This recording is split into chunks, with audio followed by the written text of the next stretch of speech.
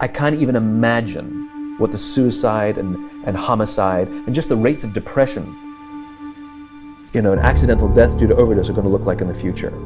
It's going to reach epidemic proportions. It's already, the statistics are already alarming, and yet nobody's sounding any alarm bells. Digital dementia. This is a real medical term right now. This is the idea that we're outsourcing our brains to our smart devices. We're so reliant on our smartphones that our smartphones are making us stupid. Does that make sense? It's convenient. I don't want to memorize 500 phone numbers, right? Nobody wants to do that. But we've lost the ability to memorize one. Like if I give you a 7-digit number now, how difficult? Would it be you find that kind of difficult to memorize, like a phone number that you used to do years ago? Yes or yes? Because if I take my arm, I put it into a sling for 6 months, does it stay the same? Would it even grow stronger? It would what? It would atrophy and grow weaker. Same thing with your mental muscles. If you're relying on your phone to keep your schedules, your to-dos, do simple. I went out to dinner with 10 people recently. There was 10 of us. And 3 people at the end pulled out their phones to divide the bill by 10. We've lost the ability to be able to do certain things, and so that's where digital dementia is. Smart devices could be extremely convenient, but they could be crippling also. So it could be a balance. Can I borrow someone's phone, please? Anyone? Thank you. Okay, there is a subconscious reaction to these devices when we use them, okay? What if I were to hold my phone while I'm talking to you? I'm not checking it, it's not buzzing, it's not beeping, I'm nothing, I'm just holding it. Do you feel at this moment that you are the most important thing to me right now? No, you do not. Because there is a subconscious reaction we have to the device. When it is out, it makes the people around us feel that they are less important. So when we're walking down the halls in our offices and somebody says, hey boss, can I ask you a question? You go, sure, what's on your mind? We've just told them they're not that important. Or we can go, sure, what's on your mind? And if you don't have a pocket, find a shelf, put it on the shelf, come back and say, sure, what's on your mind? When we show up to a meeting, or a lunch, or a dinner, with our colleagues, our clients, or our friends, or our families, and we put the phone on the table, we have announced to everyone in the room that they are not that important to us.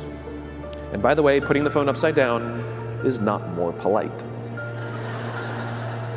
My favorite one is in the meeting or at a lunch with someone that the phone will ring and the caller ID will pop up and they will go, I'm not going to get it. Oh, so magnanimous.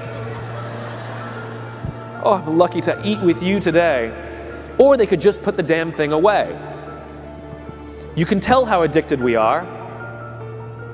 When somebody pulls out their phone when you're with them, how uncomfortable does that make us feel?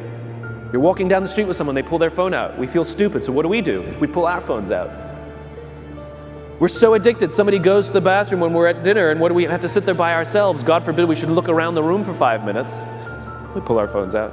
Meetings, awful. What do we do when a meeting happens, right? Everybody's sitting waiting for the meeting to start. Bob's running a few minutes late. Bob's here? Okay, start the meeting. Do you know when relationships are built? All that in between time. Thank you very much. Parents have to intervene. We have to stop giving our kids free access to social media and phones at young ages. They are not ready for it. Their minds cannot cope with the dopamine. Balance is fine. You can give a kid a phone, but they can't use it in their bedroom. They can't have it at the dinner table. They can't take it to school.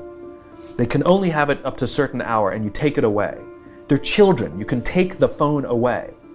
We've got to intervene as parents. But as companies, we now have to deal with the influx of kids that are coming into our companies with addiction. Watch, I see it all the time. Walk through any office.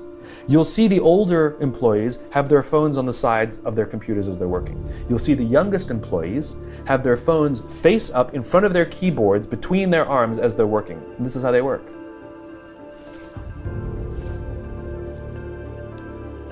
And the science is alarming. They did experiments on mice where they did the multitasking. They put flashing lights to mimic going from the computer to the cell phone, the computer to the cell phone to the TV. The mice that were exposed to the changing lights, it took them 3 times longer to solve a maze than the mice that weren't. And the damage was permanent. It didn't improve when they stopped the lights. Sharing this quick animation by Steve Cutts, he makes some pretty profound observances of our world today. And you might want to take a good look at this and then look in the mirror and see where he nailed you.